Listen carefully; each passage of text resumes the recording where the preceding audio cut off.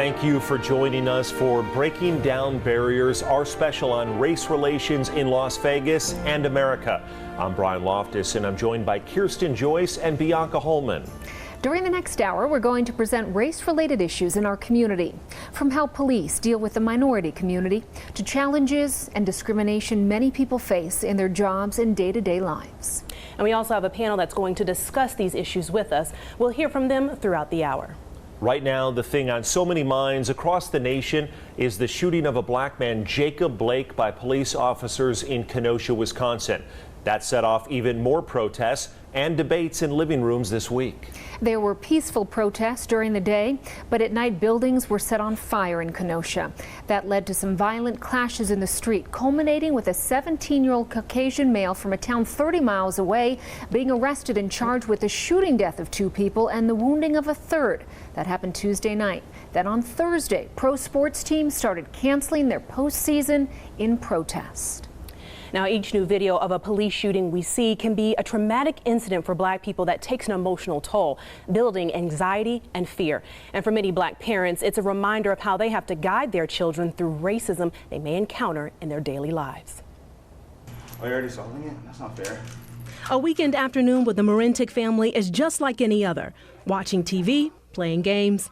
Anthony and Belinda are both educators, and they've got 5 children. And of the youngest 3, 1 at each academic level, all active and high achieving. Same goes for the Boone family. Cassina, a Vegas native, and her husband, Anthony.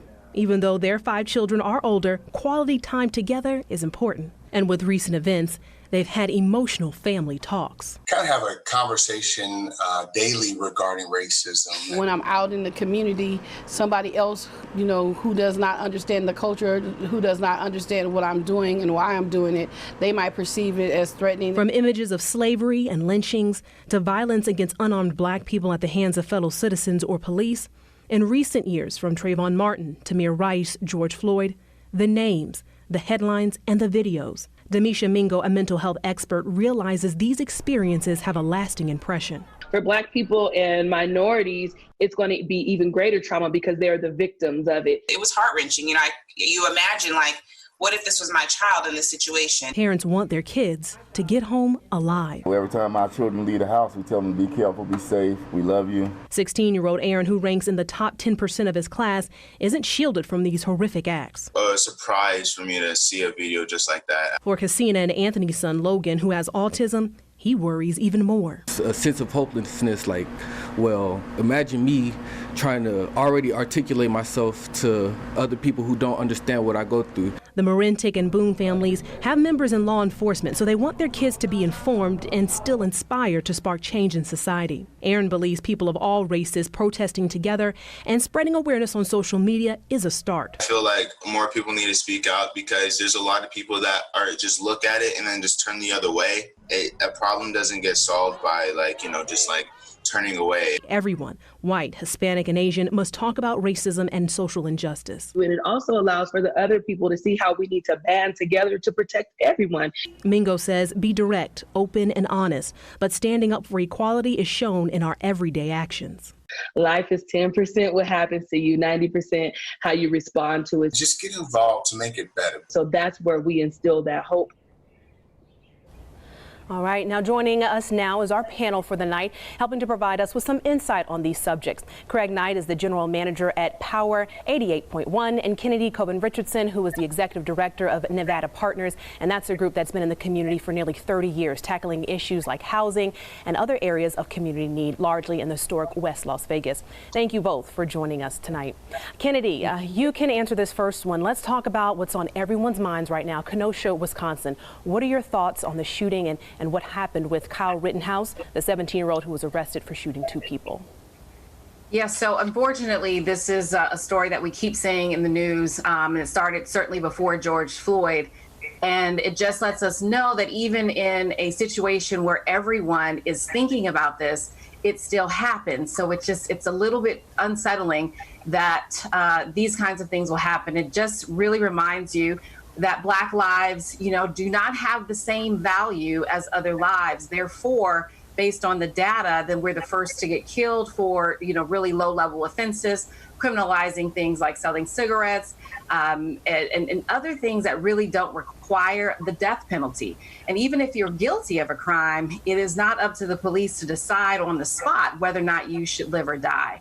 And the fact that police still have qualified immunity is also a problem. And so Kenosha particularly, it really saddens me. I am encouraged, though, by the public outcry, both in the sports arena as well as nationwide and even internationally. And so I do believe that we are the ones we're waiting for. It is going to take this kind of pressure in order to make people change. And so I'm confident, or I should say hopeful, that we can move forward. Yeah. Craig, what about you? Thoughts on Kenosha? Well, first, thank you for having us, because it's great to see everyone coming together once again. First it was George Floyd, and now we're looking at Jacob Blake. I think that what the problem is that there's a double standard. There's a double standard from the bottom to the top, all the way across the board when it comes to Black people and people of color, right? And so we have a situation here where 4 years ago this month, Colin Kaepernick kneeled about this, and the whole message was hijacked and made about the flag and the military, and it wasn't that at all. So here we are 4 years later, and it's come back to haunt us again, and it's just a telling message that until we get this right about racism in America, it comes down to this. Like I said the last time I was on here, you're either racist or you're anti-racist. There's no more, I'm not a racist. There's no more that there's a silent middle anymore. If you're complacent, if you're silent, then you're complicit. That's what it comes down to. And the last thing I want to say is that right now we're living in a divided state of America. And there's two parallel realities. There's the real reality, then there's an alternate reality. And it's actually moving at the same time in real time. So right now, we have to focus and realize that it's not about who's right. It's about getting it right for the sake of our democracy. All right. Thank you both for sharing your insight on just that recent event that has happened. And we really appreciate you. We know that you're going to come and share your thoughts throughout the show. Kirsten? Yeah. Thank you, Bianca. Working toward policing reforms. That has been the main focus of the protest across the country. Up next, the I-Team's George Knapp talks with police about what changes have been made so far this year and what else could change going forward.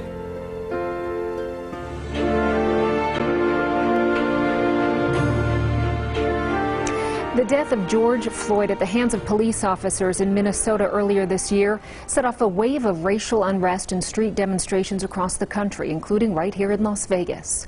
Metro police officials say they've been ahead of the curve when it comes to reforms. But what have they done to prepare for this moment? The I-Team's George Knapp has the story.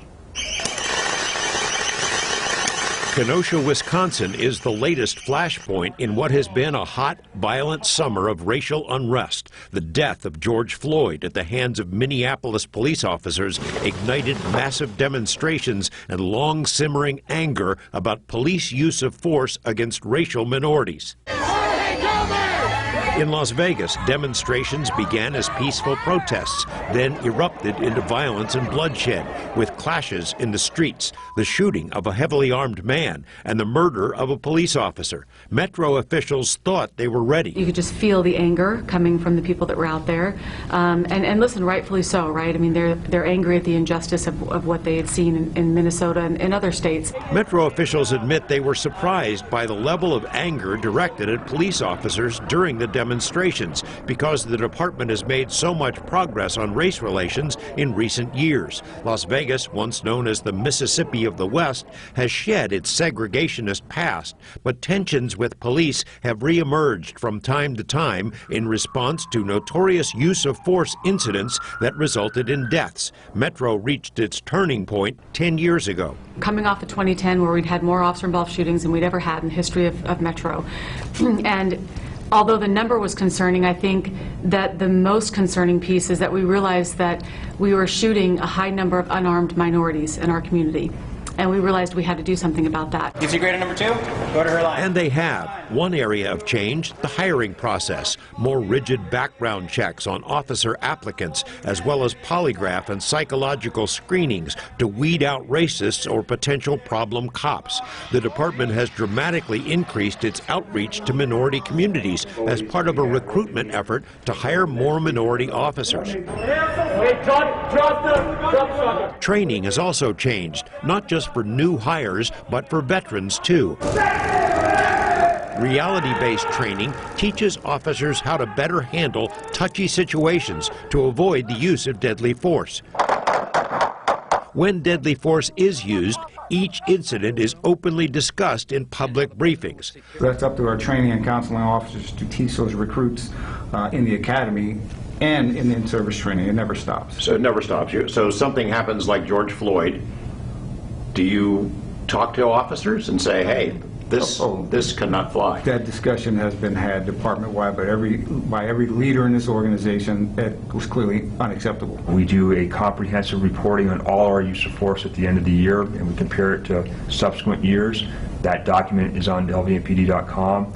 That has been recognized as the best police practice in the country. Very similar situated agencies have copied over that type of reporting. As long as Metro hires humans to be police officers, mistakes will happen. But changes made by Metro have made it easier to monitor officers' behavior, to watch for signs that an officer is targeting minorities or using excessive force, and to make sure those who cross the line no longer carry a badge. In the weeks since the Las Vegas protests, thousands of hours of body cam video have been reviewed by Internal Affairs. I've been in this job almost 20 years. If there are bad cops out there, I don't want them standing next to me out there in the community. I don't want them on the department. If they're doing bad things and doing bad things to our citizens, then I will help them find their way out of this department. If the officer is right, I want to prove that fact. We do every day look at ways to get better. We're imperfect for sure, but it's not for lack of trying. George Knapp, 8 News Now. Let's bring Craig Knight, the general manager of Power 88.1 radio station, and Kennedy Cobbin Richardson, executive director at Nevada Partners, back in. Craig, let's have you weigh in first. You heard some of the changes there made by Metro. Do you think that's being reflected in the community? What more immediate changes do you think needs to be made? So yes, some of those changes I know about because I sit on the MAC committee, that's the Metro Multicultural Advisory Council, and we actually helped with a lot of those changes.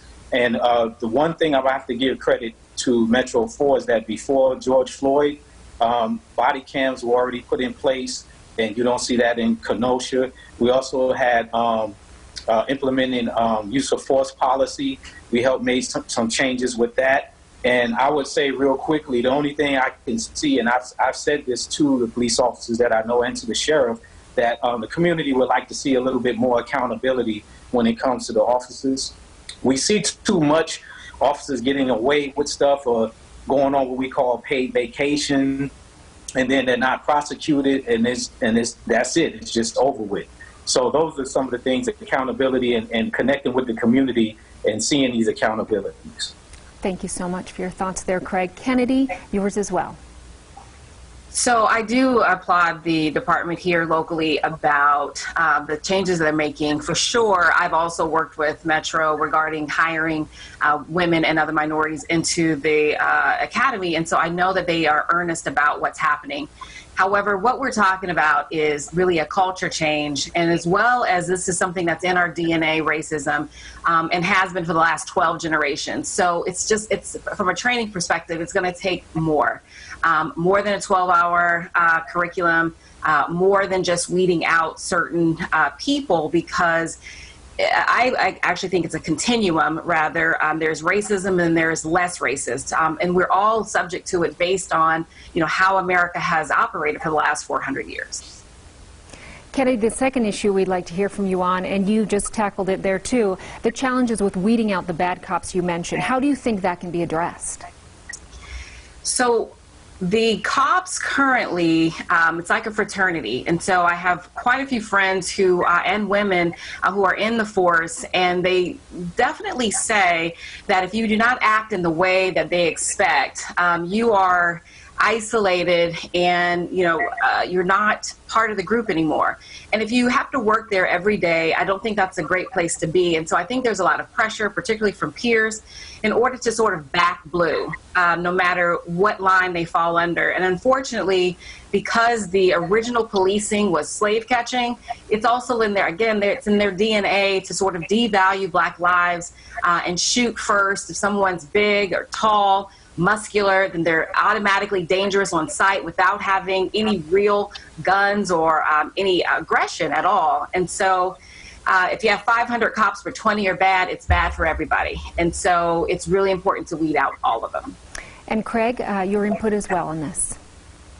Cultural training probably needs to happen more, because we see a lot of police officers that are not from these communities, and they come in, from what I understand, I've heard that there's almost a fear factor put in when it comes to the Black community. You have to be careful, or you're gonna see a lot of action there, and stuff like that. And it's almost like it's premeditated, and it's being put in somebody's back of their mind that they can be in danger by a Black person who's unarmed.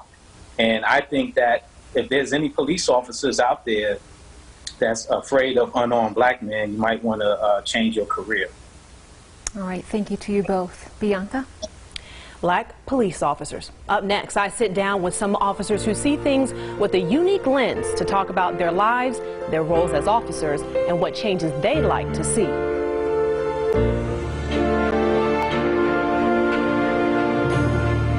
As protests continue across the nation around the death of George Floyd and the issue of policing, Black police officers are finding themselves in the middle, on an emotional tightrope.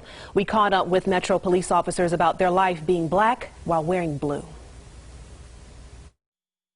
My son was 9 years old, and he said, "Mom, you can't take that job. You don't look like a police officer."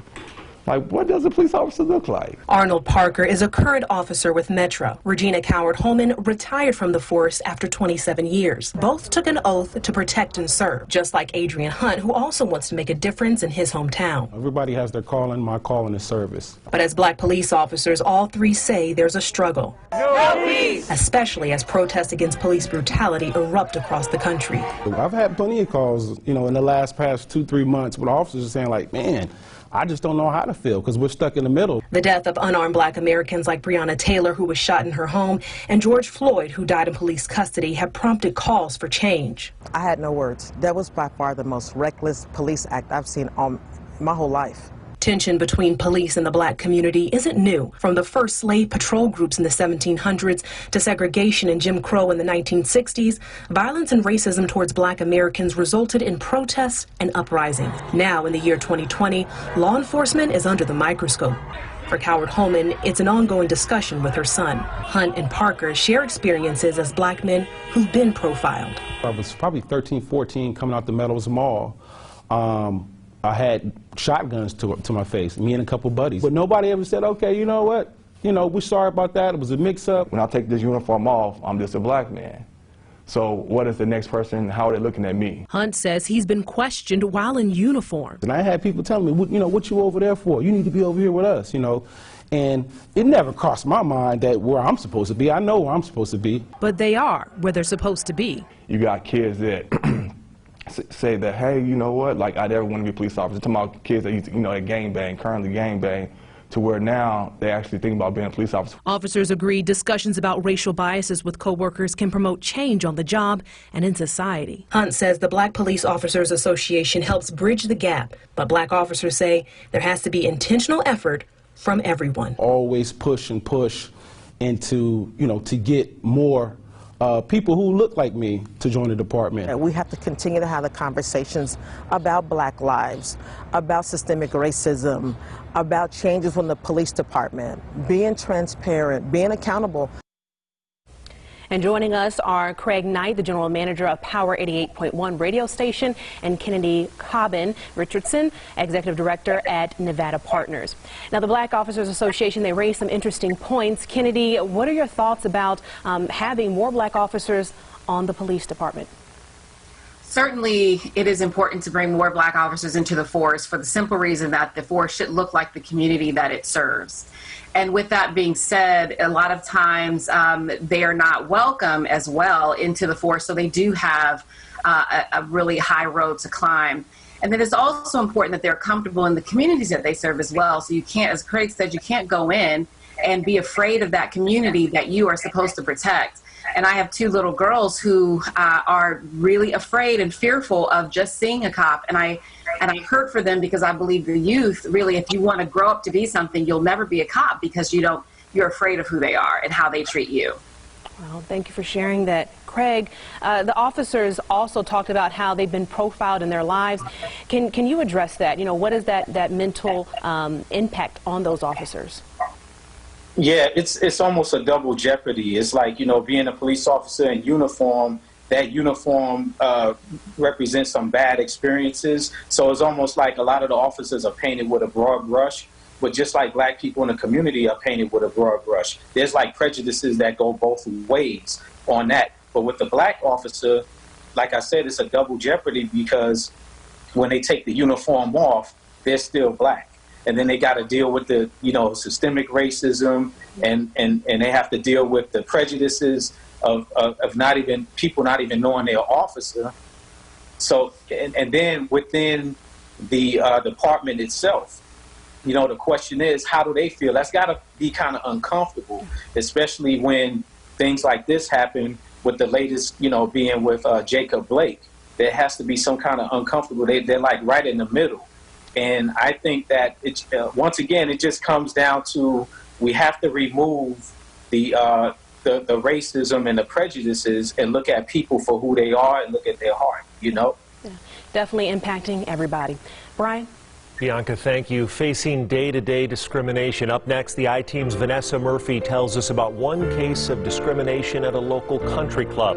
And our panel is back talking about facing discrimination in day-to-day life. Stay with us.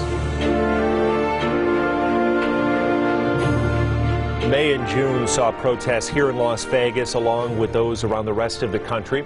Sean Torrey is a native Las Vegan PhD student and co-founder of the mentorship program King of Jewels.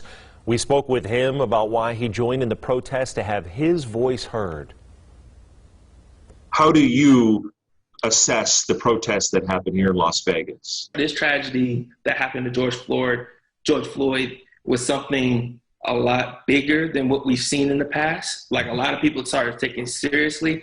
We've seen different communities come out this time around, which was great. Like, you've seen the Amish community, you've seen people from the Jewish community, you've seen a lot of people who are supporters and allies come out for Black lives, because now they see, like, oh my goodness, like this, and this is something that's continuously going on and people are fed up. However, the protests definitely have helped, but it's not the end game. We have to be involved in our local politics. We have to be involved in the state and federal. So those are things that people need to be aware of and be involved in. We always hear people say, well, I'm not racist. Yeah.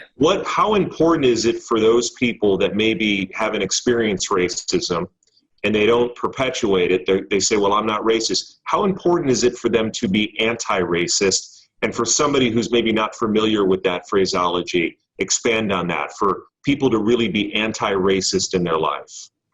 It all stems from empathy, right? That's where we start. I may not understand what you've experienced. I may not understand what it's like to walk in these shoes. Or for myself, I'm born and raised in America. I do not know what it's like to be an immigrant, to come here to this country. I recognize my privilege in that, and I stand with immigrants who come here to make a better life, do everything they need to do, and know much more about America than most Americans do, right? But I'm not an immigrant, but I understand that, you know what? I have empathy for that person because they came across this country for a better life. And they wanted to do more for the next generations to come. So if I can have empathy, if myself or many others can have empathy for someone who I culturally don't connect with, or also someone who's not from this country, how can we do the same for people who were born in this country and who has a systemic issue and history of being oppressed? Why can't we do that? Just be open-minded. You don't have to agree with it, but it happens. Just because you don't see it, just because it's never happened to you, does not mean it happens. And just because, so for example, just because you're an immigrant doesn't mean we're just only talking about folks on the border of Mexico. You forget a whole nother coast as well, who come from Africa, who come from these different countries, who are just trying to make a better life for themselves as well.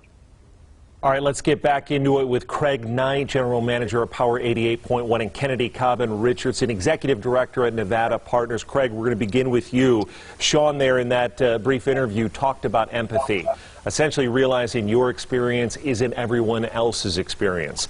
How important is that in finding some type of resolution? It's very important because I think the problem is that we have to define what is America. You know, America is one thing on paper, but it's another thing in reality. And I think that's part of the problem.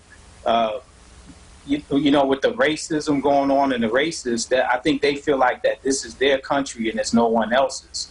However, this country was built on slavery by black people, but also built by immigrants that come into this country. So there's a share in this country, and there's a share in the liberty and justice for all. But right now, it's liberty and justice for some, and that's the problem. Kennedy, continuing on this theme of empathy, especially in a time of such great division in our country, how do we get folks to really think about the experience of others, to look at the other side, to look at both sides? How do we get people to do that? To get people to really understand, I think the first thing you do is to listen. I think that people don't just they want to put in their own experience and say, well, I don't know that, but that really discounts our lived experiences when you tell us, you know, well, I can make it because, you know, I worked hard and all you have to do is work hard as well, and really disregard all of the barriers and obstacles put in a person's way to make a living, to buy a house, to get educated. And there are so many barriers to that. But if you believe me when I tell you that this is my experience, instead of making excuses for why I should not believe that, would be the first step. Kennedy and Craig, we continue to appreciate your wisdom. We're going to be back with you with another interview in a matter of minutes. Coming up, one Las Vegas mother is fighting a country club in federal court after a state agency backed her claim of racial discrimination. It happened at the exclusive Red Rock Country Club. The I-Team's Vanessa Murphy has more on why the fight isn't over and how two biracial children are right at the center of it all. Carmel Mary Hill's biracial daughters are learning about racism at an early age. Say Jessie, Wolf, and Bella, and I'm 5 years old and she's 8 years old. This was an interview with the mother and her daughters 1 year ago after the Nevada Equal Rights Commission issued a probable cause finding of racial discrimination and retaliation at Red Rock Country Club. In 2016, Hill, a tennis instructor, brought her daughters to use the club's daycare while she worked. She says she and other members observed another white instructor use the daycare for his two white children. According to this complaint, a white, wealthy, and longtime country club member who Hill and her attorney have not publicly named was overheard stating, "Whose black kids are these?" and complained to management. 5 days later, Hill was fired, and after she reported it to the Equal Rights Commission, she was banned from the property. What were you thinking? I burst into tears. The commission ordered Red Rock Country Club to provide discrimination training to all employees and incorporate Equal Employment Opportunity Commission guidance on workplace policies. Hill and her attorney filed this federal lawsuit. 1 year later, Hill says an agreement still has not been reached, and she is still banned from the property, which affects Jessie and Bella, who play tennis. My daughters were asked by certain people to play doubles with them, and I had to let them know that we couldn't play that tournament because I was not allowed to step foot on Red Rock premises. The I-Team reached out to an attorney for Red Rock Country Club to confirm whether Hill is still banned from the property, what changes the club has made, and whether the woman who made the comment about Jessie and Bella is still a member, and whether the manager who fired Hill still works there. The attorney said no comment. I want them to realize that you can't do this to people. and that there are consequences to actions, and that's what we try and teach our kids, right? It's also a lesson for others that racism is real. I see it from the other side now of what African Americans have to go through on a daily basis. A white person's given more privilege than a black person. Vanessa Murphy, 8 News Now. So let's talk about that day-to-day discrimination that so many people face. Kennedy, explain implicit bias and how it plays out in day-to-day life. So in day-to-day life, we are subject to a variety of different biases that include lower pay, being unheard, invisible in meetings, even when you're on the corporate floor. You must be better than your coworkers in order to just get simply noticed. You get the toughest assignments, the worst sales territories. Gathering together with other blacks is threatening. You're passed over for promotion. And in many ways, people are only promoting or doing things for people who look like themselves. And so they're biased against people who don't look like them. And so therefore, they don't even know it's happening. But they're still guilty of it. And unfortunately, on our side, that reduces our self-esteem. It allows us to feel invisible, causes toxic stress. And then we have to put up with it because it's our livelihood. And so what are you going to do? Quit because you feel that way. But over time, you are broken down and you have less job satisfaction. You just don't want to be there anymore.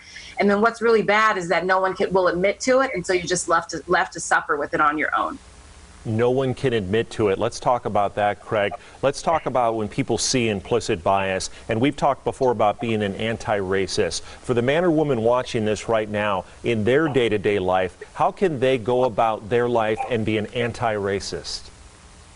Well, they can do that by every time they recognize racism or they hear of racism, they need to speak up and they need to stand up. And it's not just in front of Black people or people of color. They need to do it when Black people or people of color are not around.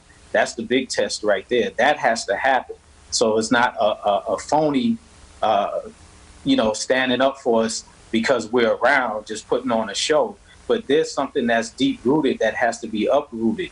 And the only way it can happen is everyone has to be true to themselves. If you really believe that racism is bad, systemic racism, and you know it's happening, you got to stand with us. You have to be allies. Something that is deep-rooted that has to be uprooted.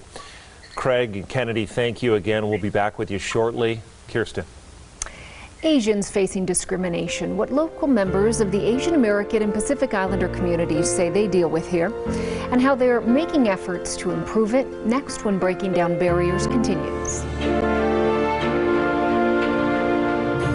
Asian Americans are the fastest growing ethnic group in southern Nevada, but many in our community have recently experienced blatant discrimination due to the coronavirus, which first originated in China. 8 News Now reporter Orko Manna shares their struggles, but also how they're working to create change.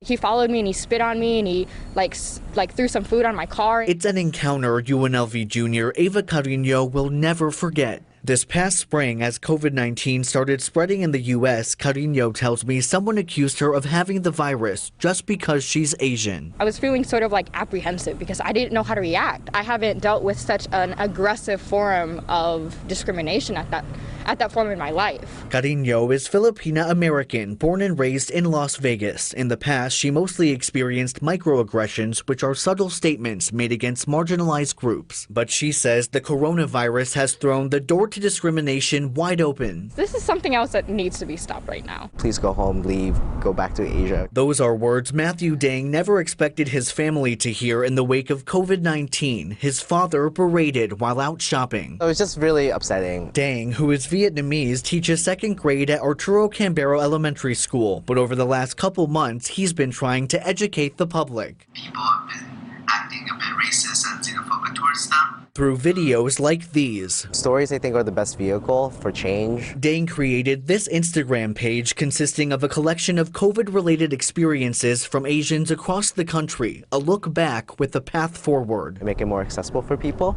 to view and to have something also to reflect upon, so we could avoid more situations where discrimination and racism gets targeted against this group of folks. Different organizations here in the Las Vegas Valley are also trying to make a difference through empowerment and engagement. We try to make sure that their voices are being uplifted. Taiwanese American Eric Jang is the deputy director of One APIA Nevada, a group advocating for policies that help Asians and Pacific Islanders. We spoke to Jang at Chinatown Plaza, where many Asian-owned businesses have struggled because of what they call anti-Asian sentiment, even at the highest levels of government. When they talk about China flu or Kung flu or China virus, it doesn't help.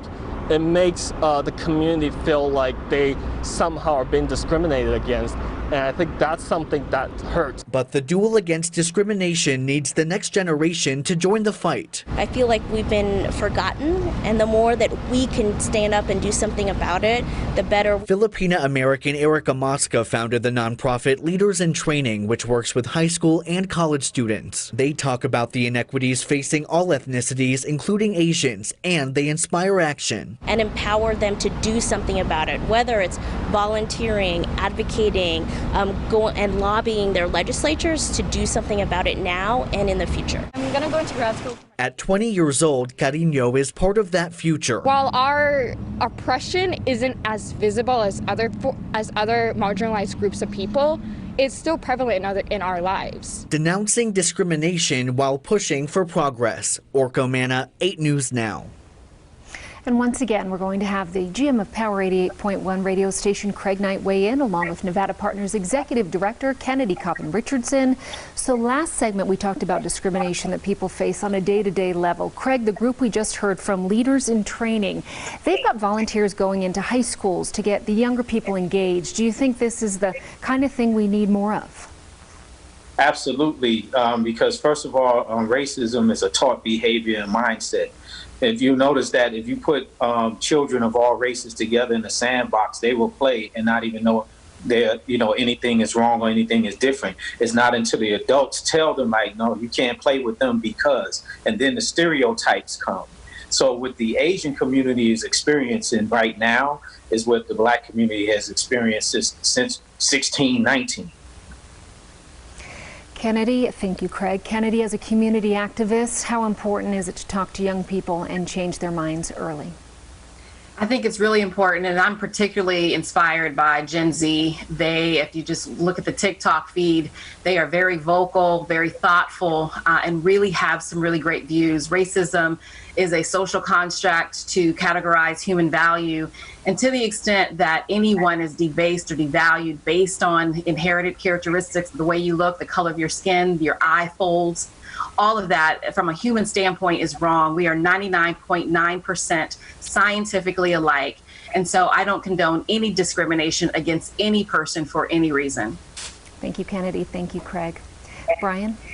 Black-owned businesses. Up next, one woman trying to blaze a new path in her own business shares her story and why it is important to support similar businesses in the community, and some final thoughts for the show. August is National Black Business Month, and that is one way people can help the community by supporting those businesses. Rocky Theus introduces us to one local businesswoman continuing to make her way as a local pioneer in a new industry.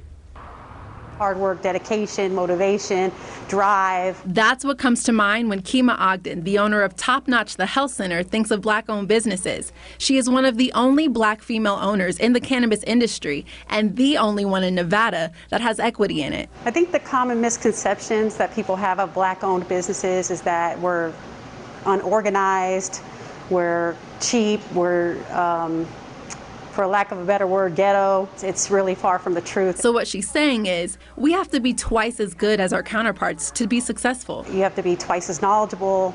You have to be more prepared. It definitely is, as a woman in general, in a world of executives that are men, you already have to do that. But as a minority, it takes it even up a notch. Hence why Kima's business is top notch. We're like a big family here, but yet we compete with some of the big giants in town.